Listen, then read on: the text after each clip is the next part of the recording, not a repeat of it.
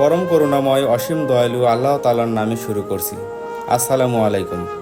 আজ তৃতীয় দিনে অসহায় অসুস্থ ব্যক্তি হলেন মোহাম্মদ সলেমান।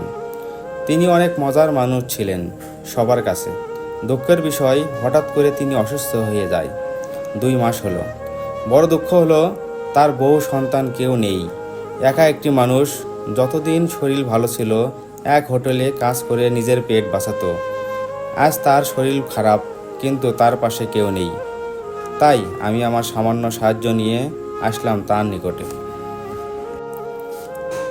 দানের গুরুত্ব সম্পর্কে সূরা জারিয়াতের 19 নং আয়াতে বলা হয়েছে, তোমাদের সম্পদে গরিব অসহায়দের অধিকার রয়েছে।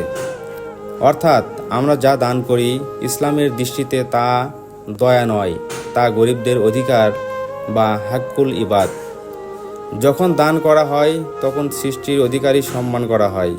আল্লাহ তাআলা আরও বলেন, তাদের সম্পদে নির্দিষ্ট হক রয়েছে।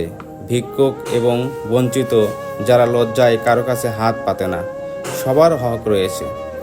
দানের সম্পর্কে সূরা বাকারার 261 নং আয়াতে ইরশাদ হচ্ছে, যারা আল্লাহর রাস্তায় সম্পদ ব্যয় করে তার উদাহরণ হচ্ছে সেই বীজের মতো যা থেকে 60টি শীষ জন্মায়, আর প্রতিটা শীষ 100টি করে দানা থাকে, আর আল্লাহ ইচ্ছা অতিরিক্ত দান করেন। আলহামদুলিল্লাহ, প্রতিটা দিন অনেক সুন্দর যাচ্ছে সবার দোয়াই ও ভালোবাসায়।